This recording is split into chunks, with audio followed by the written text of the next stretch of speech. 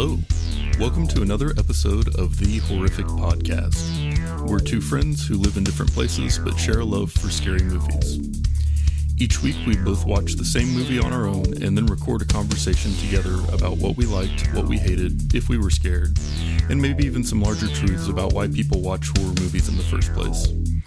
This season we're going to be focusing on horror subgenres and how they've changed over time. Hope you enjoy it, and thanks for listening. So this is an important episode, and it's so important that I'm playing this thunderstorm sound effect in the background that you may hear, because I don't actually have control over that, but we are recording at our scheduled time. It's weird because I also have that here as well. Aw. Yeah. It's like we're under the same sky. Same spell, man. Yeah. So, not that all of our episodes aren't important, but we're doing something exciting this week. And in season 3, we've been doing 5 or 6 week deep dives on different horror subgenres and how they've developed over time. We started with zombies, then moved on to slashers, worked our way through haunted houses, and now we are on the precipice of something new. Something I'm stoked for. Same. I think that before we started haunted houses, like we both kind of thought it was a little bit of a lame subgenre. Yeah. You know, like, I get not lame so much as just Overdone. Like campy. Yeah. It like campy and not creative and just like a formula. Definitely can be. Yeah. Yeah. And I think over the course of, really digging into some of the haunted house movies, we definitely convinced ourselves that that wasn't the case. Like, some of the movies were like bad movies, but they were still pretty creative and interesting in doing different things with that subgenre. So I really enjoyed doing that deep dive. Yeah, I think what the deep dive's doing for us as horror movie podcasters is helping appreciate them a little bit more. I know the last couple were a little rough for us, but like kind of helped me redevelop my love for haunted house movies. I like the feeling that you can get from watching those. So I'm cool with it. Yeah. So for this next kind of mini series, we are doubling down because we picked another kind of campy, tired subgenre that we're going to do some episodes on. And I'm really hoping it's going to change our opinions. And for the next few weeks, we'll be talking about monsters. It's like, oh, I love it, dude. Yeah. And I think, we've had kind of different approaches as we've gone through these different subgenres, but I think that the story of monsters is best told through the lens of influential monsters that came along at a time when they immediately captured the imagination, leading to successful franchises and crossovers. And I know that we had crossovers to some extent with slashers like Freddy vs. Jason, but they seem almost amateur compared to monsters. Like, monster movies are all about the crossover and the iconic monsters somehow finding their way into a space where they have to fight each other instead of just humanity. And I feel like this is territory that we generally haven't spent a lot of time in on our history of being the Horrific Podcast. And so I'm excited to dig into this with you. Yeah, and it's exciting too when it comes with monsters, opposed to like say with slashers with Jason. I think the thought is like more of a cataclysm, or like the more like the results could be way worse. Like you're looking at doomed cities over like the smaller. So it's just like a different, maybe like a similar idea of like, it's like, well, technically isn't Jason a monster? And I know we'll get into that, but it's like, yeah, technically to people who are camping in the woods, like, right. But when it comes to some of these monster movies, it's like, this could be the world ending, that's why I'm excited about this. It's like, I want to see some destruction happen, people. Definitely. And I think that we're going to see that there are some things that are kind of characteristic of monster movies that make them decidedly different than slashers. And I'm really excited to pay attention to some of those types of things that are, I guess, like the tropes or the norms of monster movies. So we're going to start this off with an absolute classic. What, if any, experience do you have with King Kong? My experience with King Kong is I've seen the one that came out in like 2005-ish area. I think I was at the theater when it came out. So a newer one, this one really, I was trying to figure out, like, have I ever watched this all the way through? And I don't think I have. I think I only watched bits and pieces of it. So this was like my first real time, complete, start to finish, watching it all the way through. That's awesome. I'm glad that you had a chance to do that for the first time. Mm-hmm. This is a movie that I've seen a bunch of times. It used to be on TV fairly often, and I was on a kick of kind of classic monster and sci-fi movies for a long time. So I just have like lots of memories of watching this movie on like TNT or TBS or something, like on a Sunday afternoon, you know. But it was fun to come back to it and to kind of look at it, I guess, more in the context of other monster movies and trying to figure out really what made it unique and how did it kind of establish some things that we would see repeated a bunch more times. So I'm looking forward to getting into it. Yeah. I'm going to do the introduction, and then you can do your fun facts, and then we can get into the details of the beast that lost its power because it was blinded by beauty, which is the theme that was beating you over the head for most of the film. I gotta say, I am pumped, dude. I'm like a football player that just got a great speech from a coach. Let's do this. I'm here for. Hell yeah. In 1933, RKO Radio Pictures brought us King Kong, an action-packed monster movie starring Fay Wray. This movie tells the story of a daring filmmaker traveling to a mysterious island to try and capture a legendary creature known as Kong on film. While there, he finds a prehistoric world full of oversized, dangerous creatures, among whom Kong is king.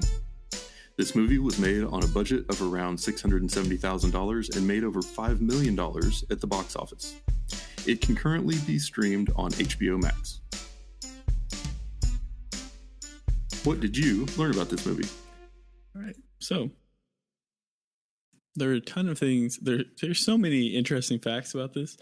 You could definitely go down and read them, and I feel like a lot of these are accurate. You could tell from just from watching the film and some of the facts. So, like when you're watching this movie and you're seeing the hair move like on King Kong, it's stop motion for the most part. And so that's literally like from where the cinematographer's hand like is moving King Kong and then moving him again. So that's why like the hair kind of moves like that from shot to shot.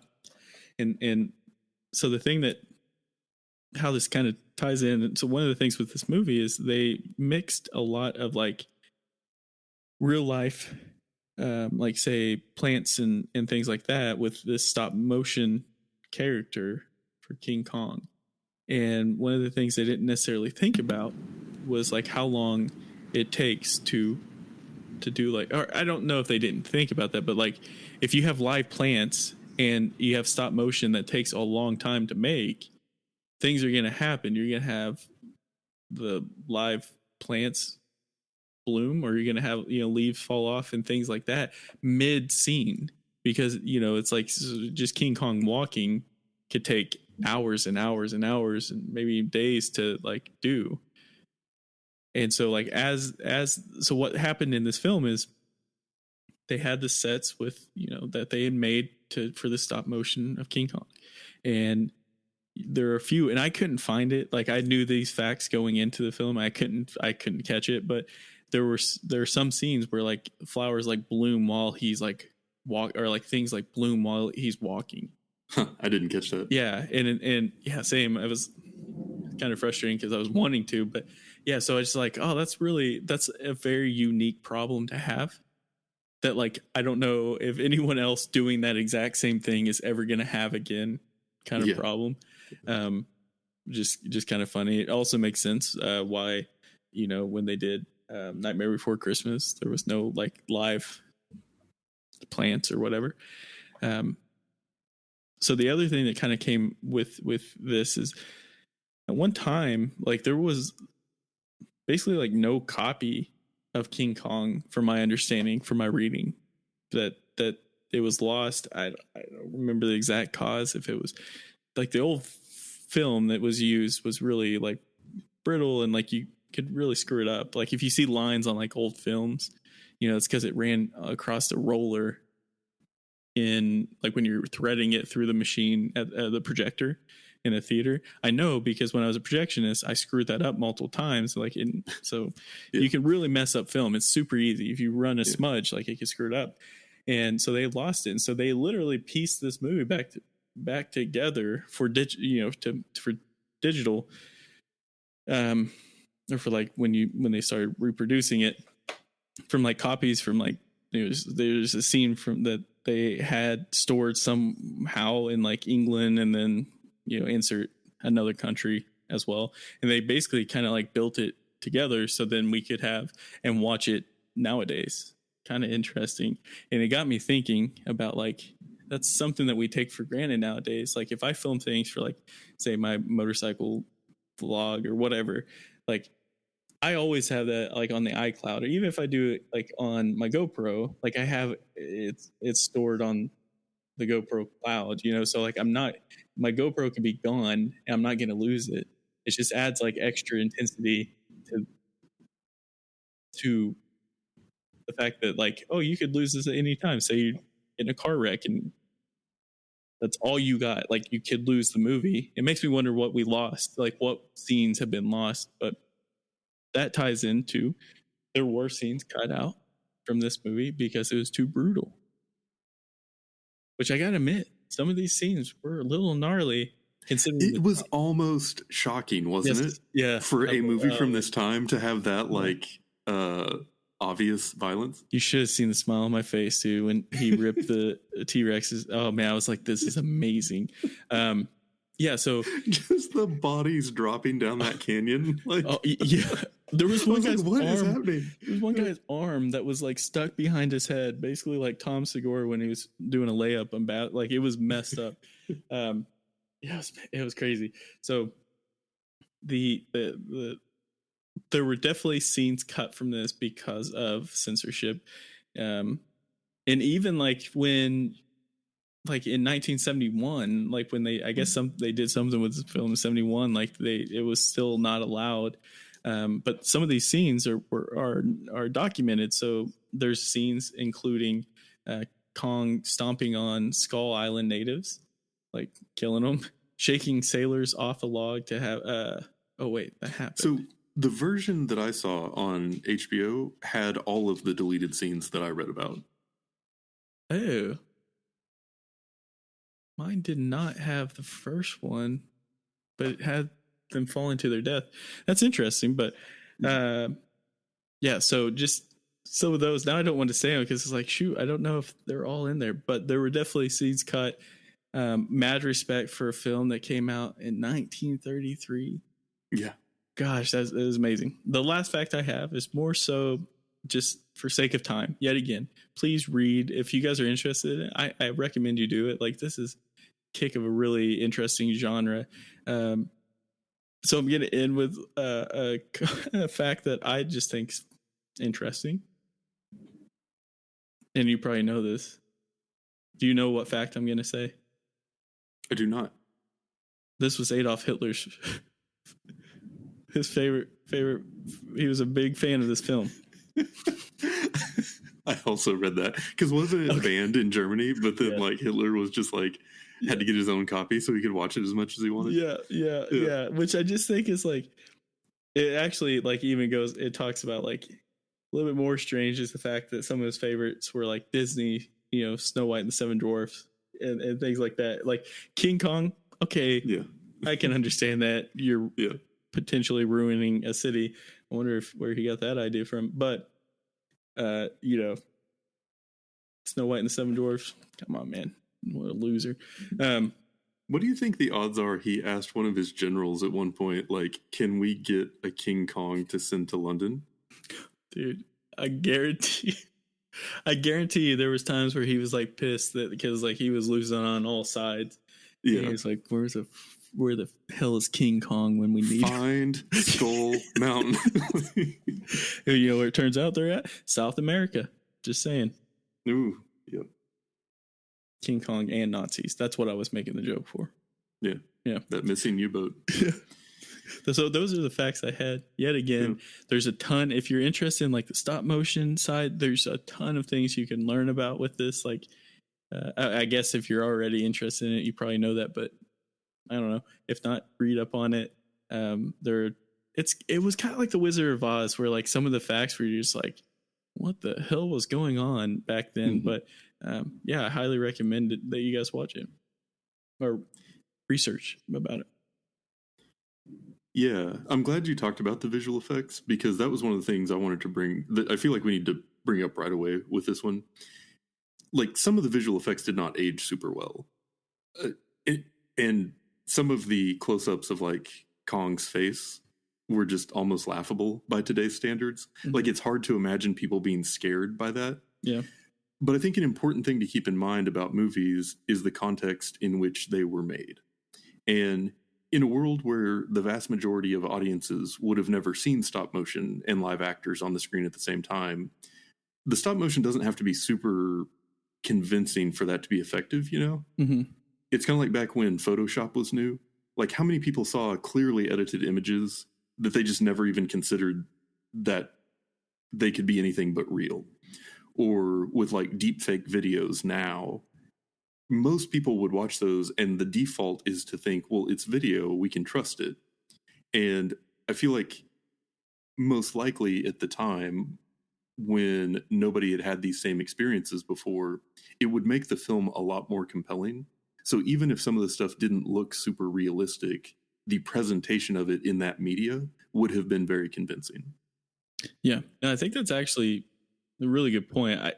But I will say, like, as someone who, you know, like, one of my weirdest fears I think I have is like, you look out a window at night and you see someone staring at you.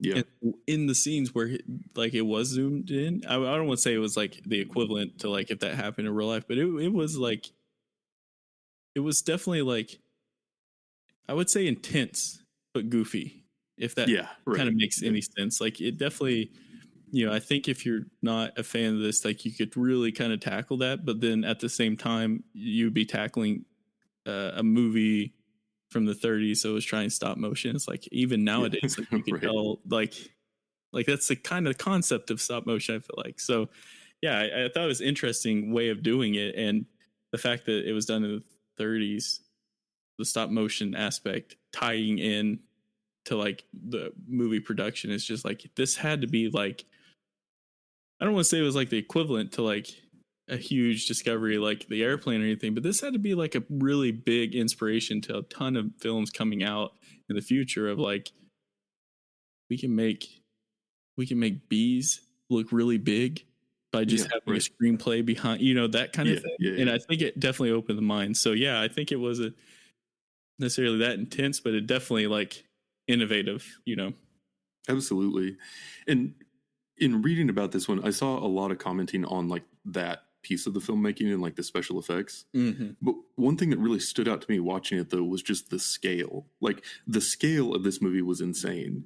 And compared to like Frankenstein or the Wolfman, this was just so ambitious. There were so many more people and locations and types of stunts and types of scenes that they pulled off. Like, you had everything on the boat with like the whole crew and different parts of that, and then there's like the island with all the natives and their village and the ceremonies and the wall, and there's like the jungle part of the island with all these like giant prehistoric creatures, and then there's New York City full of people and lights and trains and buildings.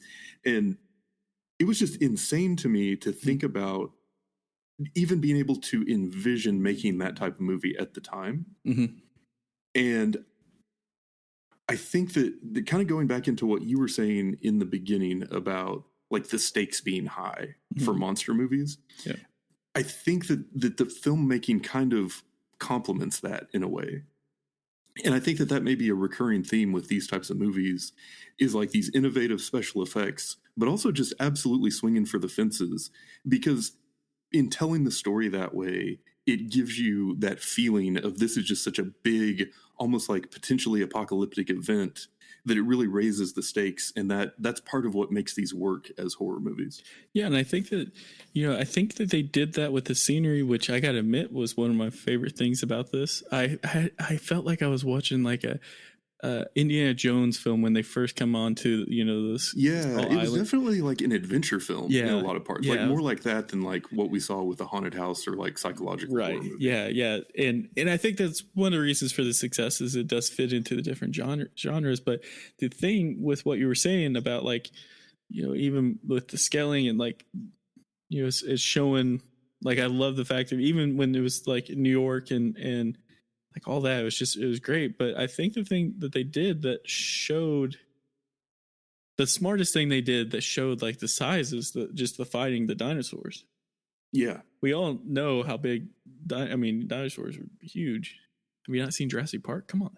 And so I think that's like, as far as like the actual scale of like how big is this, is Kong, like that was like the smartest thing they could have done. And then thinking about how that had to have helped tying in, King Kong versus insert Godzilla or who, whatever. That had to have been another reason for it. But I think the scaling from that alone was like, that's really smart.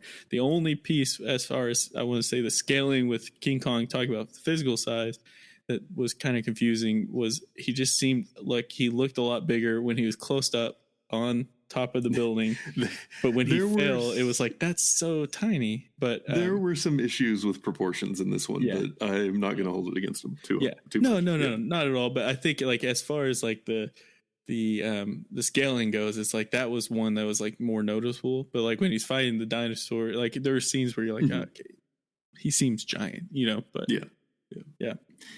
yeah. And I think it's important to talk about, like, there are definitely different types of monsters. And I think a lot of what we're talking about has to do with like the big version of things. Like, and I think that different types of monsters inspire different types of movies. Mm-hmm. So King Kong, to me, you could call, I guess, like a natural monster. Like he was like a thing that exists in real life, just really big. Yeah. And then he was in an environment where he was causing damage and people had to figure out how to survive and stop him. And the stakes are like he tears the whole city down and a bunch of people die. Not, we are on the edge of extinction, or it's just different than like a slasher's type of horror or suspense. Mm-hmm. And I definitely think of like Godzilla and Jaws in this same vein. So the horror, like I said, it's just really different than like a haunting type movie or something. Right. So I would like how I kind of categorized it in my head was like Kong is a mass murderer. And technically, let's say Michael is also a mass murderer, but like on a different scale, more of a serial killer, you got a serial killer over here and you got a mass like mayhem construction, like, you know what I'm saying? And so like that was like kind of the difference for those two. It's like, we got to stop this because it's not just so we can save a person, it's so we can save 1,000 people or 10,000 people. Yeah. And I'm excited to kind of dig into in the future movies to see, I guess, the way that horror works with that. Because I feel like with Michael Myers or other slashers, there's a lot more suspense. It's like, is this one person going to get away? Yeah. Whereas with this, it's a lot more like, can we as humanity band together and find a way to survive this force of nature? Yeah. And those are just, and those are just very different feels as far as a movie goes. So because the thought's like, like a normal bullet, you would think, is not going to take old fella out. Right, it's too big. Like a normal bullet doesn't take an elephant out. You got to. So that's terrifying in itself. And the other thing too, Dad, is like this was in the 30s. Like even you got to think like airplanes. When was that? Like they started in like 1910 or something, like early 1900s. So like airplanes hadn't been around long. Like nowadays, if that were to happen, like it has to be on a very grand scale, like huge, because it's like we have the weapons to take this out. We hadn't even dropped a nuke at this time. That wasn't even probably known about. And so it definitely wasn't. And so, so it's like, I'm glad you said that, because that's a thing that I want to come back to in some future episodes. Yeah. Just the idea of over time, how has our, I guess, perception of monsters changed? And so like in the 1930s, it was like, oh yeah, a giant gorilla is a thing that we don't really have the technology to stop. Right. And so that was a pretty easy thing. But there are King Kong movies today, and I would be interested to see kind of how do they answer that question. So maybe that's the question that is a thing we need to come back to, is what makes this monster so hard to stop? Yeah. Yeah, I like that. Yeah. Yep. That's kind of like, like why are they staying in the house that we did for the haunted houses? Yeah. It's like an important question the filmmaker has to answer for any of it to be compelling. So, yeah. And I know we were talking about this being like on a big scale and having like these monumental consequences and just being like this huge thing. Something that I think also comes along with big monster movies are kind of like big societal themes that go along with it that just sort of contribute to that. And I thought this was really interesting because this is directly from Wikipedia, but I think it's a good summary of kind of what I'm thinking about here. It says the directors basically rejected any allegorical interpretations, insisting in interviews that the film's story contained no hidden meanings. In an interview which was published posthumously, Cooper actually explained the deeper meaning of the film. The inspiration for the climactic scene came when, as he was leaving his office in Manhattan, he heard the sound of an airplane motor. He reflexively looked up as the sun glinted off the wings of a plane flying extremely close to the tallest building in the city. He realized if he placed the giant gorilla on top of the tallest building in the world and had him shot down by the most modern of weapons, the armed airplane, he would have a story of the primitive doomed by modern civilization. And so I think kind of exactly what we were just talking about, this idea of can the most advanced pieces of human technology help us to overcome the most deadly of natural forces? And in those terms, it's like, we know the answer's not always yes. Like, there's not a tornado gun. Like, there isn't anything we can do to stop a tsunami. Like, there are natural forces that human technology can't stop. And that's a thing that I think really adds like the sense of suspense or dread in these, is that it's like, are we even going to be able to overcome this thing? And being able to kind of like tease out that idea of like, well, we're going to try some stuff and some of it's not working and we don't know what we're going to do next, I feel like is a key feeling in this that doesn't exist the same way on other subgenres of horror. Right. Yeah. Without a doubt. I think there are some instances like that they develop over time with other genres, as in like, can you stop Michael? I mean, we've been 1,000 episodes, but it wasn't really a question of like, can humanity band together to stop Michael? Yes, it's can this individual with the resources on hand do it? Right. And so, again, the thing you mentioned early, scale is really the key. Right. Right. And that's actually where I was kind of going into. So I feel like, honestly, like, just even though, slashers are still my number one, like, it makes more sense that we would have it makes more sense that a giant gorilla ends up in New York on top of a building than a person not being able to die from a gunshot. Yeah. Like, that's so that, to me, it's like, I don't know, just maybe that's just how my brain works, but it's like, it just seems more realistic. And like, what is the problem that you would have in an issue like this? And it's banding together 1,000%, even on a worse scale nowadays, trying to, like, this was like one country working together. Imagine multiple, Yeah, definitely. And then kind of the last major thing in my notes that I had that I wanted to talk about is that I think there's like a common theme in monster movies where you have this weird sense of empathy with the monster. And I don't feel like that's key to a lot of others. Like, I never really felt empathy for Jason or Freddy. You know what I mean? Like, they're serial killers. They're pure evil. There's no point in Terrifier where I was like, oh man, I hope the clown's okay. It's a lot more black and white there. But I feel like a thing that we saw in this movie was, especially when you saw Kong, like, all chained up, and it was like this king of the jungle who has been like captured taken out of his natural habitat and then just turned into like a carnival show. It's almost like, oh man, that kind of sucks. And like when he was fighting the dinosaurs, I was definitely cheering for him. And that's kind of a weird way to feel about the antagonist in a horror movie. Do you think it was because you've seen it before and you know it's like the Frankenstein effect, like he just wanted like definitely the monster wasn't the monster, you know, because it's like because like for me, like when he's fighting, even though like I knew of the concept, I didn't know if that was the concept of this one because I hadn't watched it all the way from start to finish. But that was my thought, was like oh, you know, when watching that, I didn't have like I was going for one or the other. I more so thought, why wouldn't King Kong just like reach down and grab that dude that was just stabbing with that knife? Yeah, you know, that kind of thing. Like I didn't think that he was a good guy until the end when you're like, oh man, like they just ripped him out and like you went to his home and then and took him out of it. And like if you did that to me, I would end up doing the exact same thing on top of the empire, you know. Tall building. Well, I mean, like they straight up went into his territory and then dragged him out of it. It wasn't like he was asking for the fight in the beginning. But anyway, and kind of along these same lines, I found an article on a website called Asgard Press, and the article was called Monster Movies, The Origin of the Creature Feature. And it's a lot longer than this, but there were a couple lines in there I really liked.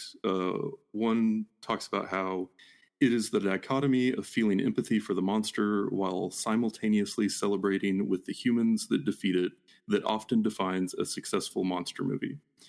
And I just wanted to call that out because I think we're going to come back to it in the future of this mini-season. But there was also something in there where it said, filmmaker and self-confessed horror superfan Rob Zombie admits to identifying with the monsters in the movies he saw as a child because he too felt different and misunderstood. And that's why his pronouns are King and Kong. Was that not a good joke? Listen, I laugh. That's my thing. You tried. I was trying to write a joke to put in here, and that was the only thing I'd come up with all week. And it just lands horribly. I would say it didn't land. You should just leave the dad jokes to the dads, dude. You don't have to rub it in. You can be his dad too. Moving right along. Yep. So empathy. I think that empathy is a thing that's going to come back a lot as we work our way through this season. So, and I think there were some other things in here too, like some tricks that they pulled to get you like more kind of emotionally involved. Like the romance between Jack and Anne, I feel like was kind of a big thing. And so Anne being kidnapped by King Kong gave them motivation to kind of keep pursuing him and everything. And even once they were back in New York, that was kind of a big part of it too. Well, I'm glad you brought that up. I want to say something about that real quick because I thought it was clever. Yeah, I just thought it was clever that they made a point at the beginning of the film to say like studios want to have love interests in their films. Like that's why they had to do it because they were wanting to go to this dangerous area. But then that's kind of what happened with this one too. I was like, that's funny. Like that's almost like that Scream-esque. Yeah, it's like I'm not saying it in a disrespecting way. It's just like, oh, that's interesting. Like, I wonder if that happened with this. Was what I thought. Yeah, if they got criticism early on that they needed the love interest or something. And here's the deal. Normally, I would say like, hey, you know, like, what do you guys think? Or you know, let us know. I don't want to know. So if this is a known thing that's why I don't want to know, I want to keep living in my head that they were told they have to add a love interest. They're like, hey, F you back to him was like, I'm going to add it to the film that only under protest. I'm going to add it to the film that we have to do it in the movie as a section in the film because I'm having to do it in real life. We have to do it in this make believe film that's being made, but But I just like that's like 1933 punk. That's what I want to think it is. Don't tell me otherwise. Right. Let me live in this world. Yeah, for sure. And there were a lot of things I liked about just kind of the overall story on this one. I thought that it moved pretty quickly, and they did a good job of like moving the story along, but also, interspersing action and adventure and stuff. And so it was just overall the pace of it I thought was good. And I'm still kind of like figuring out like what's the formula for monster movies or like big monster movies. Mm-hmm. But I think this one definitely set the tone for what they would all kind of aspire to be for a long time afterwards. Well, and that's why we're doing the genres too. We want to know, like, that's we just want to know more about it. And as we watch them through the time, because we go from early on to later, like I think we'll kind of pick up and be able to like at least what the Horrific Podcast thinks about this and like where they come from and what kind of really makes one happen. Why is it monster over sci-fi? Like there are a ton of things I feel like we're going to address in this section. And I'm just really looking forward to it because this is, I forgot all about the term creature feature. Like when you said that earlier, I would like smile because it's like, first off, I just love that. But like second, like that's what this is. And that's a whole, it really helped popularize, horror movies a little bit there. So even though maybe it wasn't considered one back then, still, who knows? Yeah. I mean, anytime something's kind of the first of its type of thing, it's hard to categorize. But yeah, and I feel like I am leaving this movie more excited about this miniseries than I was even before we started it. So I think we're off to a good start. Yeah. I hope they're all like this. Also, I'm probably legally required to say that. And that's it for today's episode. If you've listened this far, then thank you, and we hope you've enjoyed it. We're always looking for new ideas, so if you have any questions, comments, or movie suggestions, please send us an email at thehorrificpod@gmail.com, or feel free to comment on or message our Facebook page. Just search for The Horrific Podcast. Thanks for listening.